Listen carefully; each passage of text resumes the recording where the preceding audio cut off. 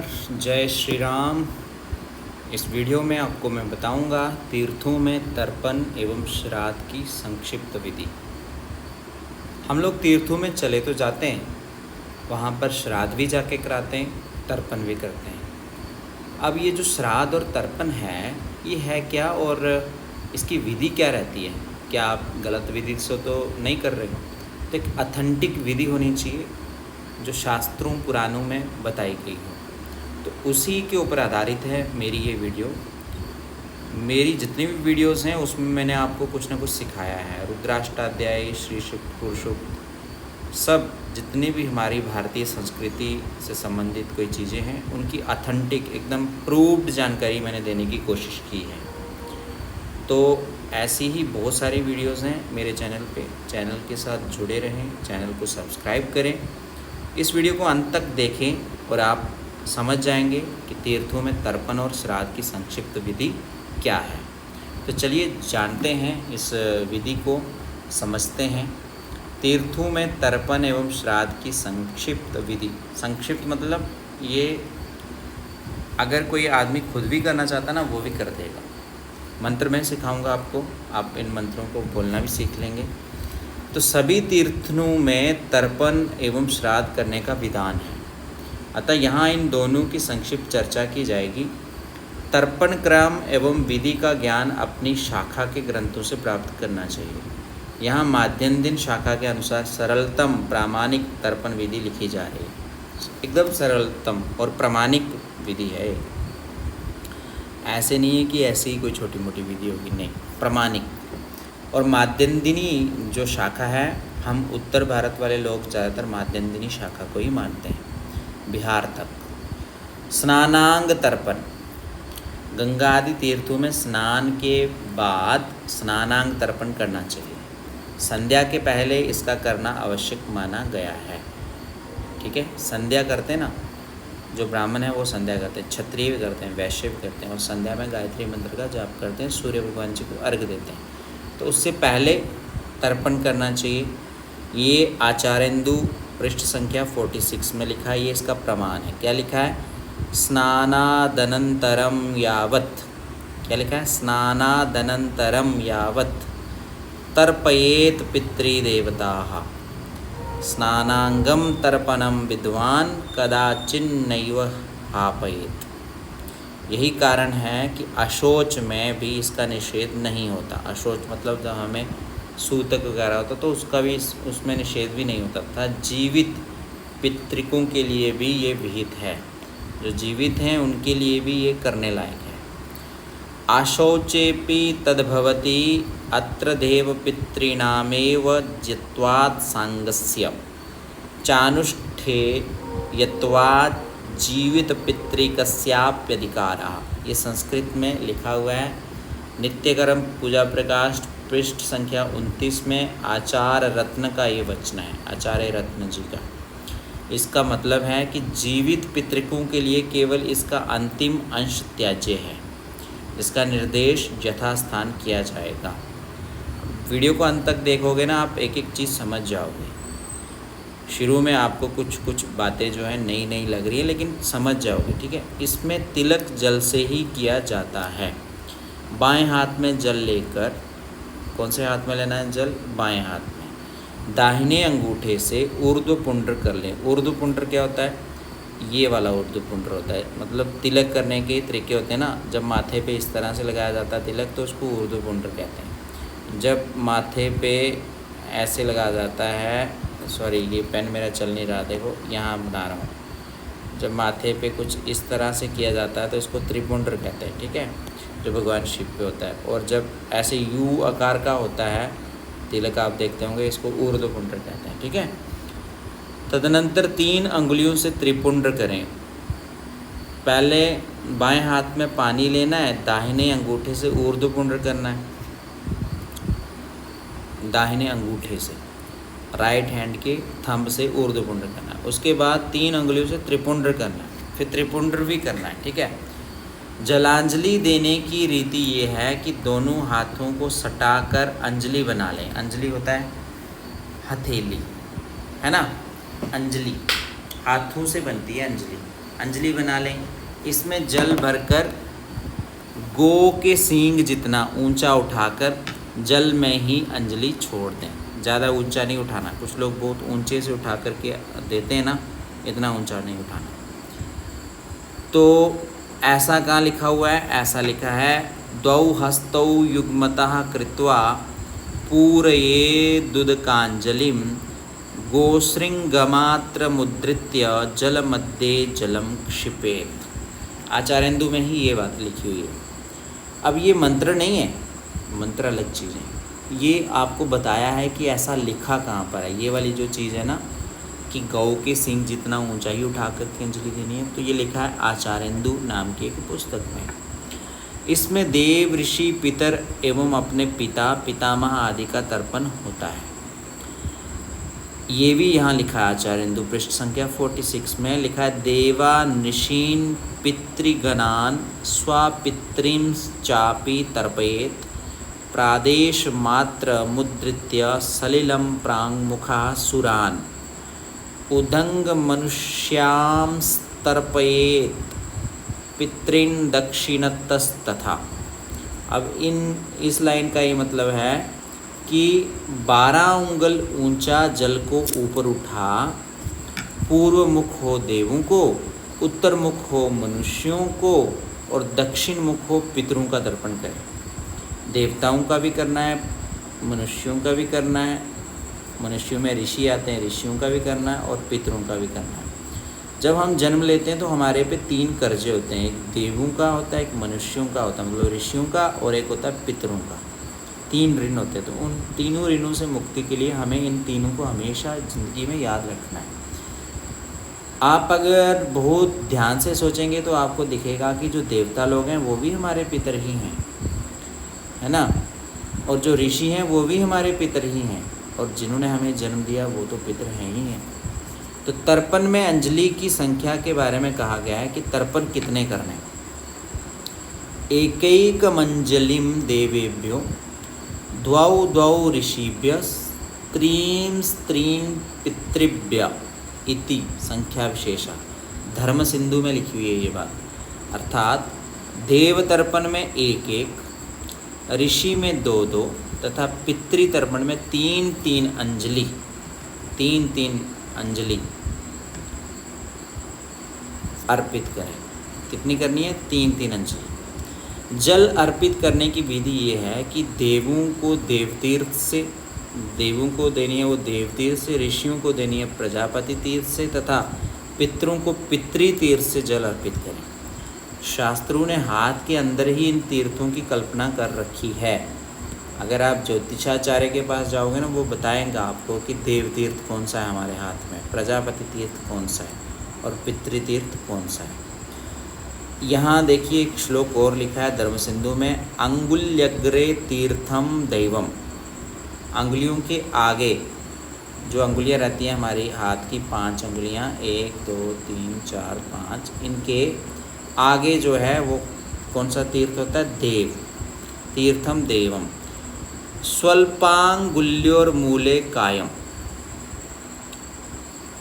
और मध्येंगुष्ठांगुल्यो पित्र्यम मूले त्वंगुष्ठस्य ब्राह्मम। अब इसका हिंदी में अर्थ भी यहाँ देख लो। अंगुलियों के अग्रभाग में देवतीर्थ होता है, अंगुलियों के सबसे सामने होता है देवतीर्थ। उसी देवतीर्थ से देवताओं को अर्पित करना है। छोटी दोनों अंगुलियों के मूल में काय अर्थात प्रजापति, छोटी हमारी 2 छोटी अंगुलियाँ होती हैं ना, उन्हीं के बारे में बात। छोटी दोनों अंगुलियों के मूल में काय प्रजापति तीर्थ, अंगुष्ठ और अंगुलियों के मध्य में, अंगूठा और अंगुलियों के बीच में पितृतीर्थ। अंगुष्ठ के मूल में ब्रह्म तीर्थ होता है, अंगूठे के मूल में ब्रह्म तीर्थ होता है। अंगूठे और जो बाकी वाली अंगुलियों के बीच में जो जगह रहती है ना, यहीं से पितरों को तीर्थ जल गिराया जाता है। देव तर्पण में अंजलि के जल को अंगुलियों के अग्रभाग से नीचे गिराएं।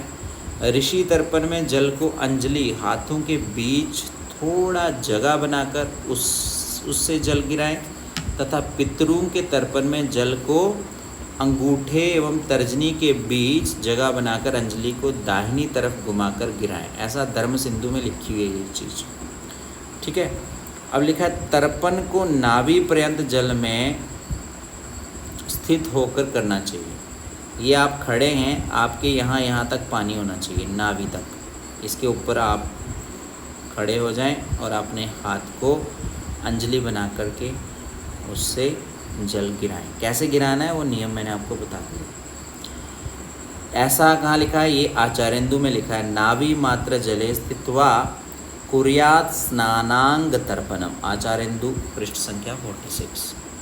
कुश के अग्रभाग, जो कुशा होती है उसका सामने वाली जो भाग होता है, अक्षत और जल से देव ऋषि तर्पण, देवता और ऋषियों का तर्पण किस किस से? कुश के अग्रभाग, अक्षत से, जल से, तथा तिल सहित जल से पितृ तर्पण करें।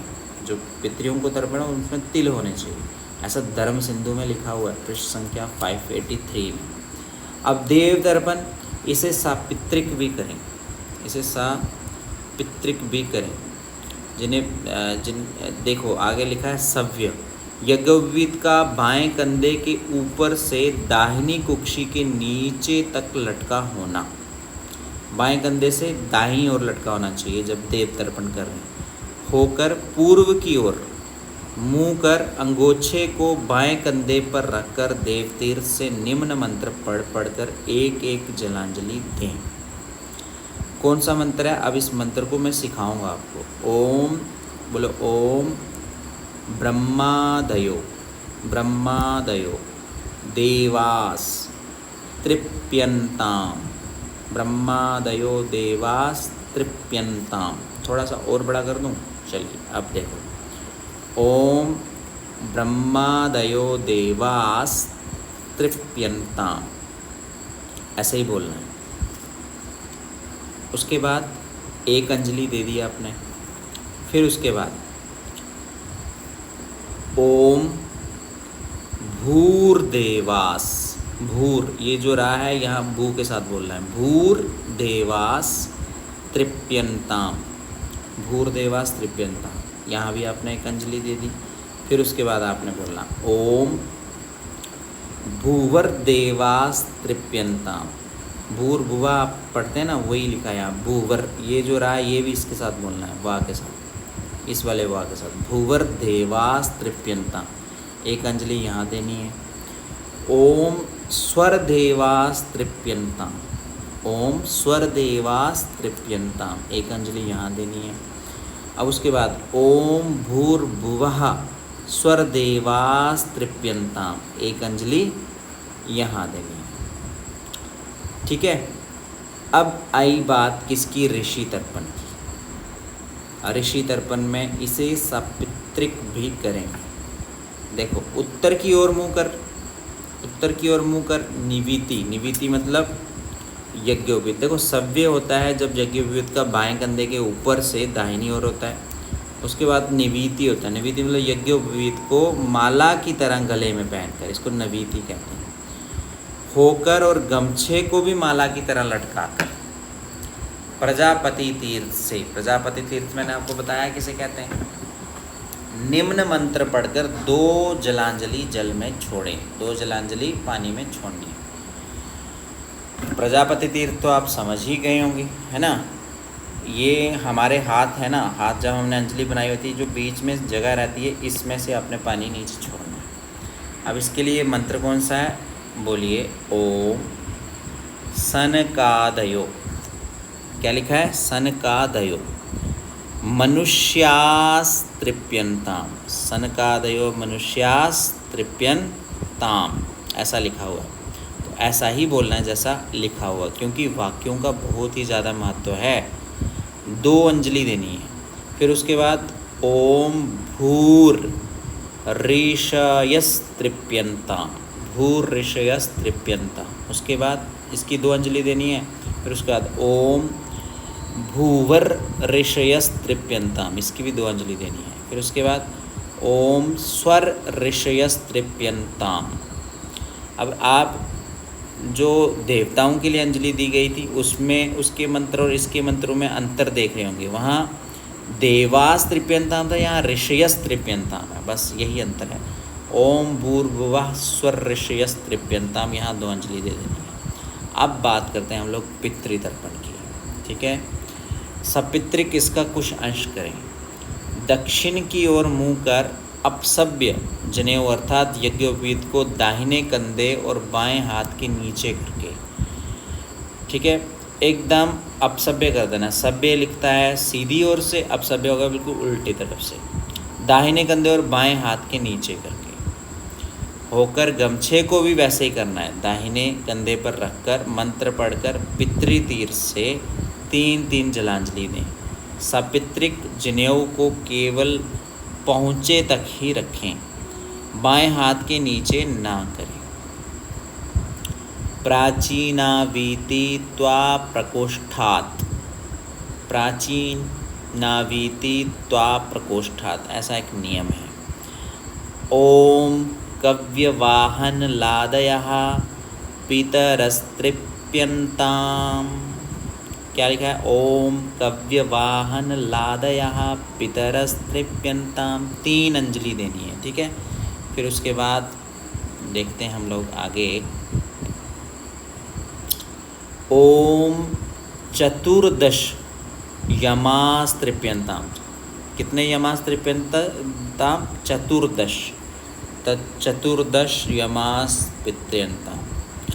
उसी तरह से इसकी भी 3 अंजलियाँ देनी है बोल के, फिर उसके बाद बोलना ओम बुहु, बुहु नहीं है, बूहु, भूहु पितरस्तृप्यन्ताम्, 3 अंजलि इसकी देनी है। ओम भुवः पितरस्तृप्यन्ताम्, 3 अंजलि इसकी देनी है। ओम स्वः पितरस्तृप्यन्ताम्, 3 अंजलि इसकी देनी है। फिर उसके बाद ओम भूर्भुवः स्वः पितरस्तृप्यन्ताम्, 3 अंजलि इसकी देनी है। इसके आगे का कृत्य जीवित पितृक ना करें। इसके बाद वाला जो है वो जीवित पितृक ना करें। वो क्या है? वो है ये चीज। ओम अमुक गोत्रा अस्मत् पितृ पितामह प्रपितामहास्तृप्यन्ताम्, 3 अंजलि देनी है। ओम अमुक गोत्रा, अमुक गोत्रा मतलब जो गोत्र है किसका? पिताजी का, दादाजी का, दादाजी के दादाजी का, उनके नाम का जो गोत्र है उसको बोलते हुए 3 अंजलि देनी है। ऐसा बोलना भी है। ओम जो भी गोत्र है, जैसे कश्यप गोत्रा अस्मत् पितृ पितामह प्रपितामहास्तृप्यन्ताम्, उस तरह से ओम अमुक गोत्रा अस्मन्न मातृ पितामही प्रपितामह्यस तृप्यन्ताम्, 3 अंजलि इसकी देनी है। उस तरह से ओम अमुक गोत्रा अस्मन् माता महाप्रमाता महावृद्ध प्रमाता महाः सपत्नी कास्तृप्यन्ताम्, 3 अंजलि इसकी देनी है। उस तरह से ओम ब्रह्मादिस्तम बपर्यंतम जगत तृप्यन्ताम्, 3 अंजलि इसकी देनी है। इसके बाद तट के पास आकर जल में स्थित होकर भूमि पर एक जलांजलि दें। किस पे अंजलि देनी है? भूमि पर, जिसका मंत्र जो है वो इस प्रकार से है। अग्निदग्धाश्च ये जीवा येऽप्यदग्धाः कुले मम भूमौ दत्तेन तोयेन तृप्ता यान्तु परां गतिम्। अब आप बोलोगे गुरुजी हमें बोलना नहीं आ रहा है, तो सिखाऊंगा मैं। चलिए फिर से बोलते हैं एक बार। अग्नि ये तो बोलना आ रहा है, दग ये बोलना आ रहा है, धा दग्धा श्च ये जीवा ये प्य दग्धाः। अब ये जो एस दिखाई देता है बीच में, इसको कुछ मत बोलो। कुले मम भूमौ दत्तेन तोयेन तृप्ता यान्तु परां गतिम्। अब जल से बाहर आकर निम्नलिखित मंत्र से दाहिनी ओर शिखा को पितृतीर्थ अंगूठे और तर्जनी के मध्य भाग से निचोड़ें। ठीक है।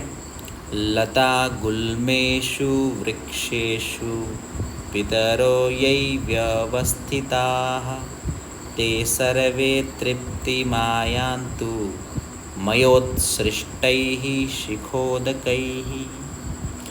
अब ऐसा बोलना है, जब आपने ये ऊपर वाला काम करना है ना, जल से बाहर आके दाहिनी और शिखा को पितृतीर्थ अंगूठे और तर्जनी के मध्य भाग से निचोड़ना है, तब इसको आपने बोलना। तर्पण के बाद का जो कृत्य है वो देख लो। अब उपवीति, यज्ञोपवीत को बाएं कंधे पर और दाहिने हाथ के नीचे कर होकर आचमन करें और बाहर निम्न मंत्र से एक अंजलि जल यक्ष्मा को दें। ठीक है। ऐसा नित्यकर्म पूजा प्रकाश पृष्ठ 31 पर आचार दर्पण का वचन है। क्या लिखा है? आ ब्रह्मस्तंभ पर्यंतम जगत तृप्यत्वेति क्रमात् जलांजलित्रयं दद्यात् एतत् संक्षेप तर्पणम। ये संक्षेप तर्पणम लिखा हुआ है। अच्छा, नित्यकर्म पूजा प्रकाश बुक है आपके पास? नहीं है तो मैं कोशिश करूँगा, आपको डिस्क्रिप्शन में एक लिंक दे दूँगा, आप उसमें से डाउनलोड कर लेना। ठीक है। कमेंट में आकर के मांग लेना, अगर नहीं है तो मैं कमेंट में आपको लिंक दे दूँगा, आप वहाँ से डाउनलोड कर लेना। उसी तरह से लिखा इदम जलस्थेनैव कार्यम। नित्यकर्म पूजा प्रकाश के आचार रतन का एक कथन है। सुमंतु ने कहा है कि गीले वस्त्र से भूमि पर आकर जो जलांजलि देता है उसकी वह जलांजलि मृत व्यक्ति को नहीं मिलती, फिर विवश होकर बेचारे को केवल वस्त्र के जल का ही सहारा रह जाता है। ऐसा सुमंतु ने कहा। जलार्द्रवासा स्थलगो यः प्रदध्या जलांजलि वस्त्र निश्चयोत्तनम प्रेता अपवार्य पिबन्ति ते अपवार्य अंजलिम त्यक्त्वेति हिमाद्रि। ऐसा नित्यकर्म पूजा प्रकाश में लिखा हुआ है। उसके बाद नित्यकर्म पूजा प्रकाश में ये भी लिखा है स्नानांग तर्पणम कृत्वा यक्ष्मणे जलमाहरेत अन्यथा कुरुते यस्तु स्नानम तस्या फलम भवेत्। ठीक है। अब बढ़ते हैं थोड़ा सा और आगे, अगले पेज पे चले जाते हैं। यहाँ एक श्लोक लिखा है यन्मया दूषितम तोयम शारीरम मल संभवम तस्य पापस्य शुद्ध्यर्थम यक्ष्मानम तर्पयाम्यहम। ऐसा विश्वामित्र स्मृति थोड़े परिवर्तन के साथ आचार्यन्दु में भी ये श्लोक लिखा हुआ है। जीवित पितृक वस्त्र निचोड़कर संध्या करने बैठे, किंतु जिन्हें तर्पण करना है वे अभी वस्त्र को ना निचोड़ें, तर्पण के बाद निचोड़ें। स्नान के बाद यदि देह ना पहुँची जाए, जल को यूं ही सूखने दिया जाए तो अधिक अच्छा है, क्योंकि सिर से टपकने वाले जल को देवता, मुखवाक से टपकने वाले जल को गंधर्व और नीचे से गिरने वाले जल को सभी जंतु पीते हैं। यदि शक्ति ना हो तो गीले अथवा धोए गमछे से पोंछकर सूखा वस्त्र पहने। गंगा आदि तीर्थों में स्नान करने पर शरीर ना पोंछने का विशेष ध्यान रखना चाहिए। अन्य स्थलों पर कुछ क्षण रुककर गमछे से शरीर पोंछ सकते हैं। स्नान के बाद गीले वस्त्र से मल मूत्र ना करें, अन्यथा प्रायश्चित्त स्वरूप उसे 3 प्राणायाम कर पुनः स्नान करना चाहिए, तभी वह पुनः शुद्ध हो सकेगा। अब उसके बाद है तीर्थों में श्राद्ध की जो विधि है वो क्या है। प्रायः प्रत्येक तीर्थ में श्राद्ध करने का विधान है। गया, ब्रह्मकपाली, बद्रीनारायण जिसको कहते हैं, कपिला, धारा, नर्मदा तट आदि तीर्थ तो श्राद्ध के लिए अत्यंत प्रसिद्ध हैं। तीर्थ श्राद्ध में अर्घ्य, ये कुछ नियम लिखे हुए हैं यहाँ पर। ठीक है। जो हिंदी में बता रहा हूँ वो सारे यहाँ संस्कृत में भी लिखे हुए हैं। ठीक है। एक एक श्लोक जो है इसके प्रमाण है इन सब बातों के। तीर्थ लिखा है, तीर्थ श्राद्ध, तीर्थ श्राद्ध में अर्घ्य, आवाहन बुलाना, विप्रांगुष्ठ निवेशन, तृप्ति प्रश्न, विकीर विसर्जन और दिग्बंध नहीं किया जाता। पंडित के पास बैठोगे वो बताएगा आपको कि विप्रांगुष्ठ निवेशन क्या होता है, तृप्ति प्रश्न क्या है, विकीर क्या है, विसर्जन क्या है, और दिग्बंध दिशाओं की जो पूजा होती है वो सब नहीं किया जाता। लिखो ऐसा कहाँ लिखा है, निर्णय सिंधु में लिखा है, अर्घ्यमावाहनम चैव द्विजांगुष्ठ निवेशनम तृप्ति प्रश्नम च विकीरम तीर्थ श्राद्धे विवर्जयेत्। लिखा है तीर्थ में ब्राह्मण परीक्षण भी नहीं करना चाहिए। ब्राह्मण कैसा है उसका परीक्षण नहीं करना, ठीक है। पिंडदान पायस, पिंडदान पायस, समयाव, घी दूध आटे को पका कर बनाए गए एक पदार्थ, इसको कहते हैं पिंडदान पायस संयाव, अथवा सत्तू आदि से किया जाता है। इस श्राद्ध में जिसका पिता जीवित हो उसका भी अधिकार है, ठीक है। तीर्थ यात्री को तीर्थ में स्नान आदि नित्य कर्म समाप्त कर रक्षादीप जलाकर पूर्व मुख बैठकर पहले पवित्र धारण पूर्वक प्राणायाम करना चाहिए। तदनंतर उसके बाद श्राद्धारंभे गयाम ध्यात्वा देवं गदाधरं स्वापित्रीन् मनसा ध्यात्वा ततः श्राद्धं समारभे। यही चीज़ लिखी है यहाँ जो ऊपर हमने पढ़ी है कि श्राद्ध के आरंभ में गया का ध्यान करके देव गदाधर का स्वापित्रों को मन में ध्यान करके तथा श्राद्धम समाप्त, उसके बाद श्राद्ध को शुरू करें। सप्यव्याधा दशारणेषु मृगाः कालञ्जरे गिरौ चक्रवाकाः शरद्वीपे हंसाः सरसी मानसे तेऽपि जाताः कुरुक्षेत्रे ब्राह्मणा वेदपारगाः प्रस्थिता दीर्घमध्वानं यूयं किम वसीदथ। नमो नमस्ते गोविंद पुराण पुरुषोत्तम इदं श्राद्धं ऋषिकेश रक्षतां सर्वतो दिशः। इस तरह से इन सब श्लोकों को बोलना है। और प्राच्यै नमः, अवाच्यै नमः, प्रतीच्यै नमः, उदीच्यै नमः, इनको बोलना है इन मंत्रों को। इन मंत्रों से गया गदाधर आदि देवताओं तथा दिशाओं को नमस्कार करके यव तथा पुष्पों, यव मतलब जो तथा पुष्पों से श्राद्ध भूम्यै नमः कहकर पृथ्वी का प्रोक्षण करना चाहिए, पृथ्वी को साफ कर लेना चाहिए। फिर ओम अपवित्रः पवित्रो वा, इस मंत्र से अपने ऊपर जल छिड़क कर देश काल का कीर्तन करते हुए निम्न प्रकार से संकल्प करना चाहिए। अब ये अपवित्र पवित्रो वा मंत्र के लिए आपको मेरी दूसरी वीडियो देखनी पड़ेगी, वहाँ आपको ये सारे मंत्र आ जाएंगे। संकल्प के लिए भी मेरी एक वीडियो है, उसको भी देख सकते हैं आप, जो बड़ा संकल्प रहता है। यहाँ संक्षिप्त संकल्प है। ओम तत्सत बोलना है। अद्य, अद्य का मतलब होता आज, आज क्या बार है उसको यहाँ बोलना है, ठीक है।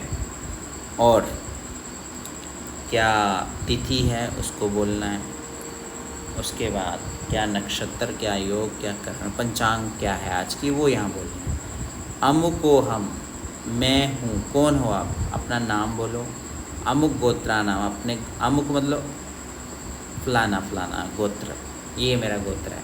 यहाँ अमुक की जगह अपना गोत्र बोलना, ठीक है। पित्रादि समस्त पितॄणाम मोक्षार्थम अक्षय विष्णुलोकावाप्त्यर्थम मम आत्मसहितैकोत्तरशत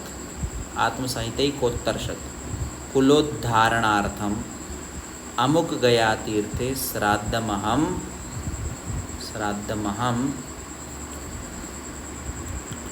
श्राद्धमहम करिष्ये। यहाँ ऐसा बोल के जो हाथ में आपने पानी लिया उसको छोड़ देना है, ठीक है। अब यहाँ कुछ चीज़ें लिखी हैं। लिखा है पिता के गोत्र में 24, मातृ गोत्र में 20, स्त्री के गोत्र में 16, भगनी के गोत्र में 12, पुत्री के गोत्र में 11, बुआ के गोत्र में 10 तथा मौसी के गोत्र में 8। ये 7 गोत्रों के 101 पुरुष हैं। 7 गोत्रों के कितने पुरुष हैं? 101 पुरुष हैं। उसके बाद लिखा पिता माता च भार्या च भगिनी दुहिता तथा पितृश्वसा मातृश्वसा सप्तगोत्राणि वै विदुः तत्त्वानि 20 नृपा द्वादशैकादशादश अष्टाविति च गोत्राणां कुलमेकोत्तरं शतम्। 101 जो पुरुष हैं उनका ही ये श्लोक है। तीर्थांक पृष्ठ संख्या 694 की एक टिप्पणी में ये बात लिखी हुई है। करिष्य करके जल छोड़ दिया। फिर देवताभ्यः पितृभ्यश्च महायोगिभ्य एव च, ये बहुत महत्वपूर्ण मंत्र है। इसी मंत्र को सभी पंडित बोलते हैं।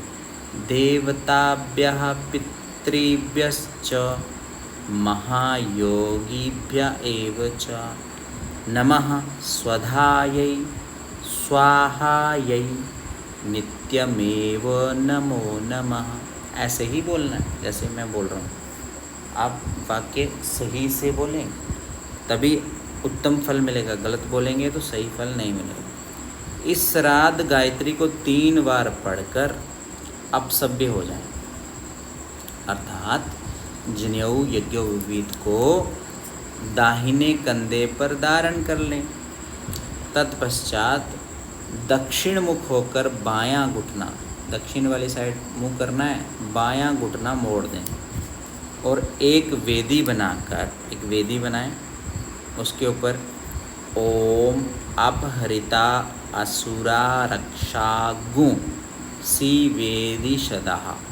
फिर से बोलते हैं ओम अपहरिता असुरा रक्षागु सी वेदी शदाः। इस मंत्र से उस पर 3 रेखाएं खींचकर, जो वेदी बनाई ना आपने उसके ऊपर 3 रेखाएं खींचकर ये वाला मंत्र बोलना है। ये रूपानि प्रतिमुंचमाना, बोलो ये रूपानि प्रतिमुंचमाना असुराः सन्तः स्वधया चरन्ति परापुरो निपुरो ये भरन्त्यग्निष्ठां लोकात् प्रानुदात्यस्मात्। अब ये मंत्र है तो मंत्र इस तरह से बोलते हैं। ये रूपानि प्रतिमुंचमाना असुराः सन्ताः स्वधया चरन्ति परापुरो निपुरो ये भरन्त्यग्निष्ठां लोकात् प्रानुदात्यस्मात्। इस मंत्र से उसके ऊपर अंगार घुमाएं और उसे दक्षिण की ओर गिरा दें। फिर उस पर छिन्न मूल कुशों को फैलाकर पुरुष सूक्त के 16 मंत्रों का पाठ कर लें। अब पुरुष सूक्त के 16 मंत्र सीखने हैं आपने तो मेरी वीडियोस में देखें, आपको पुरुष सूक्त के 16 मंत्र मैंने सिखाए हुए। तत्पश्चात एक दोना होता ना, एक बाउल जो डिस्पोजल यूज़ होते हैं आजकल, यहाँ लिखा है पत्तों की बनी कटोरी में जल, तिल तथा चंदन छोड़कर मोटक कहते हैं 2 पत्तियों वाली कुशा, और तिल जल लेकर कहें। क्या कहें? ये वाला एक छोटा सा संकल्प कर लें। अद्या अमुक गोत्राः, मतलब जो गोत्र है, पितृ पितामह प्रपितामह अमुकामुक शर्मानः या वर्मानः आदि अमुक तीर्थ श्राद्ध पिंडस्थानेषु अत्रावने निग्ध्वं वह स्वधा। फिर आप ऐसे बोल सकते हैं अद्या, फिर ऐसे नहीं, ये भी साथ में ही बोलना है।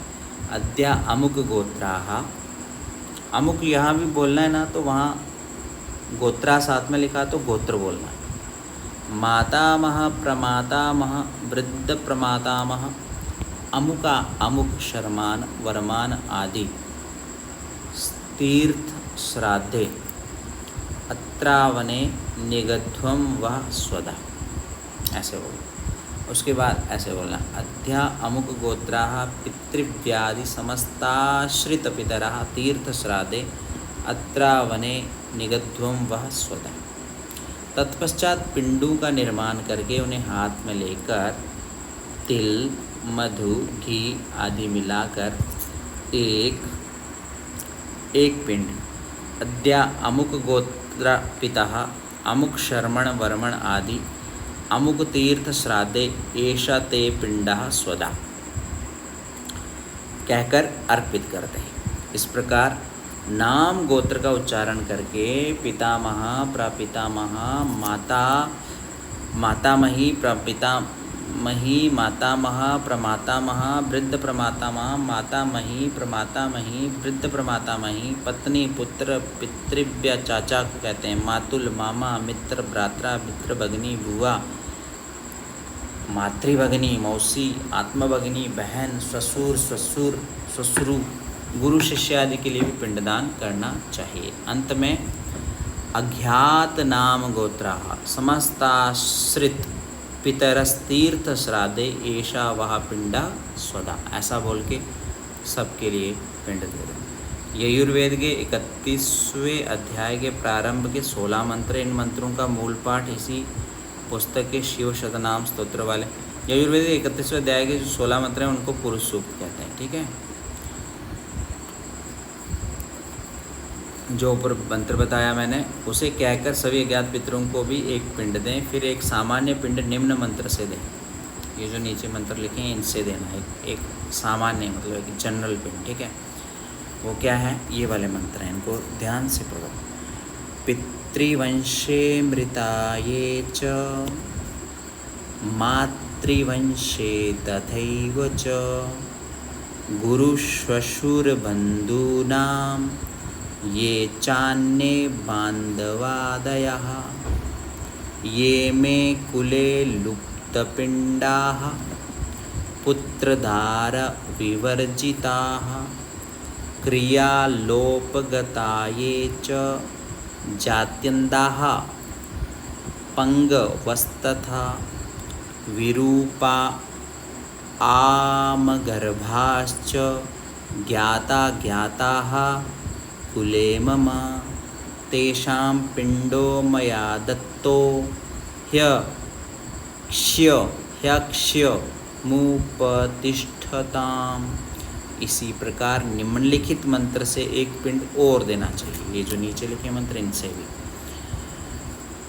आब्रह्मणो ये पितृवंश जाता मातुस्तथा वंशभवा मदीयाः कुलद्वये ये मम दासभूता वृत्त्यास्तथैवाश्रितसेवकाश्च मित्राणि शिष्याः पशवश्च वृक्षाः स्पृष्टाश्च दृष्टाश्च कृतोपकाराः जन्मान्तरे ये मम संगताश्च तेभ्यः स्वदा पिण्डमहं ददामि। उसी तरह से उच्छिन्न कुलवंशानां येषां दाता कुले नहि धर्मपिंडो मया दत्तो ह्यक्ष्यमुपतिष्ठतु।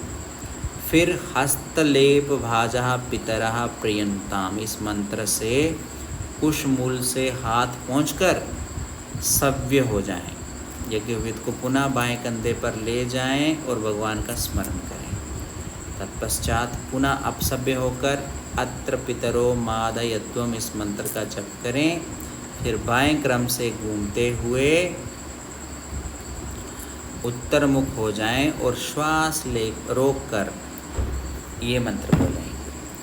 अमी मदंत पितरो यथा भागमावृषायिखत कहते हुए दक्षिण होकर पिंड छोड़ दें। फिर निम्न वाक्यों से प्रत्यवने जन जल दें। ये वाक्य हैं। अद्य अमुक गोत्राः पितृपितामहाः तीर्थश्राद्धपिण्डेषु अत्र प्रत्यवने निग्ध्वं वः स्वधा। उसी तरह से अद्य अमुक गोत्राः मातामहादयः तीर्थश्राद्धपिण्डेषु अत्र प्रत्यवने निग्ध्वं वः स्वधा।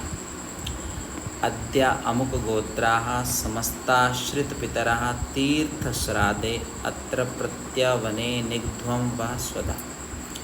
फिर नीवी, फिर यज्ञोपवीत जो है वो नीवी रखना है।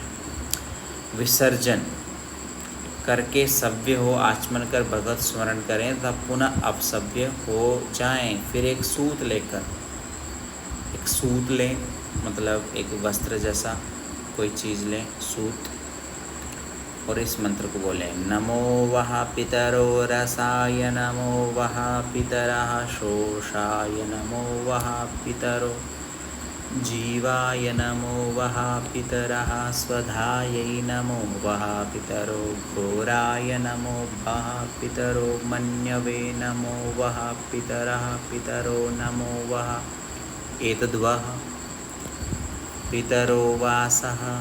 इस मंत्र से सभी पिंडों पर उसे रख दें। किसको? एक सूत को, या प्रत्येक पिंड पर एक एक या तीन तीन सूत रखें। पिंडदान के बाद दिया जाने वाला जल प्रत्यवने जन जल तथा कुशा के बिछाने पर पिंडदान के पहले दिया जाने वाला जल अवने जन कहलाता है।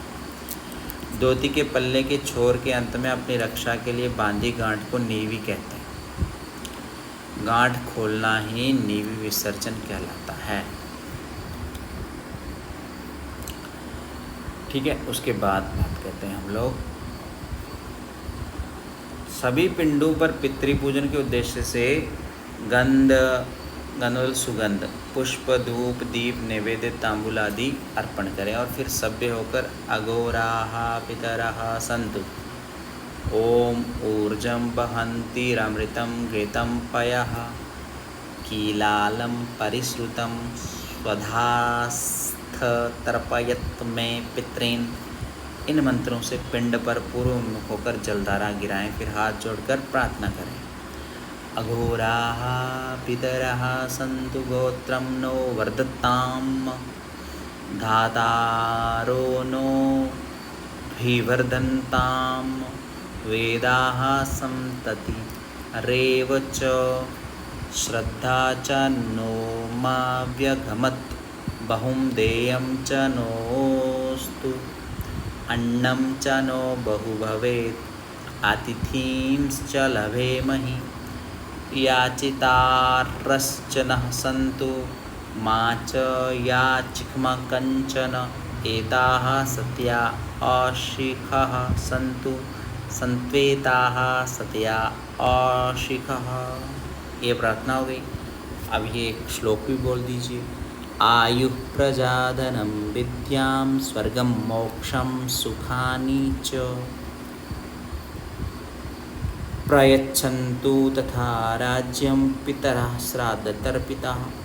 फिर अपसभ्य होकर पिंड पर पवित्र सहित कुसुम को रखकर दक्षिणामुख होकर पूर्वोक्त ऊर्जम बहंतीरमृतम मंत्र से पुनः जलधारा दें और झुककर पिंडों को उठाकर रख लें तथा पिंडों के आधारभूत कुशा को अग्नि में डाल दें। और अस्य तीर्थ श्राद्धस्य फल प्रतिष्ठा सिद्ध्यर्थम पितॄणां स्वर्णं रजतं तद्भावे किंचित व्यवहारिकं द्रव्यं वा यथा नाम गोत्रेभ्यः ब्राह्मणेभ्यः दक्षिणां दातु महमुत्सृज्य। इस तरह से इस संकल्प से ब्राह्मण को यथाशक्ति दान भी दें। जितनी आपकी शक्ति है उतना ही दान देना है। संभव हो तो यज्ञोपवीत 1 या 3 ब्राह्मणों को भोजन कराकर पूजा करें। फिर अक्षादीप बुझाकर हाथ पैर धोकर सभ्य होकर आचमन करें तथा पुनः 3 बार पूर्वोक्त पितृ गायत्री देवताभ्य पितृभ्यश्चा का जप करें। फिर गो, काक एवं श्वान को बलि दें। गाय, कौवा और कुत्ते को बलि दें। ये कब देते हैं? ब्राह्मणों को दान देने के बाद। अनेन पिंडदानाख्येन कर्मणा श्री भगवान पितृस्वरूपो जनार्दन वासुदेव प्रियंताम, ऐसा बोल दें। प्रमादात् कुर्वतां कर्म प्रत्यवेताध्वरेषु यत् स्मरणादेव तद्विष्णोः संपूर्णं स्यादिति श्रुति। यस्य स्मृत्या च नामोक्त्या तपो यज्ञ क्रियादिषु न्यूनं संपूर्णतां याति सद्यो वंदे तमच्युतम। आदि मंत्रों से विष्णवे नमः विष्णवे नमः विष्णवे नमः कहकर भगवत प्रार्थना करते हुए विष्णु अर्पण करके पिंडों को तीर्थ में छोड़ दें। ये थी तीर्थ श्राद्ध विधि। तीर्थों पे ऐसे ही पंडित लोग श्राद्ध करते हैं। अगर आपको ये सारे मंत्र आ जाएं तो आप पंडित के साथ भी बोल सकते हैं। अगर पंडित कुछ भी बोल रहा है तो आप अपने मन ही मन में इन मंत्रों को बोल भी सकते हैं। आपको पता भी लग जाएगा कि किस प्रकार से पूजा जो है वो तीर्थों में श्राद्ध के रूप में होती है। तो वीडियो लाइक करें और सभी जितने भी संस्कृति प्रेमी हैं उन तक इस वीडियो को शेयर करें ताकि सभी इससे लाभान्वित हों। ठीक है, बाकी वाली वीडियो भी देखें और बने रहें हमारे चैनल पे। संस्कृति संस्कृत सरिता आप ही का चैनल है, इसे देखें और लोगों में शेयर करें। धन्यवाद।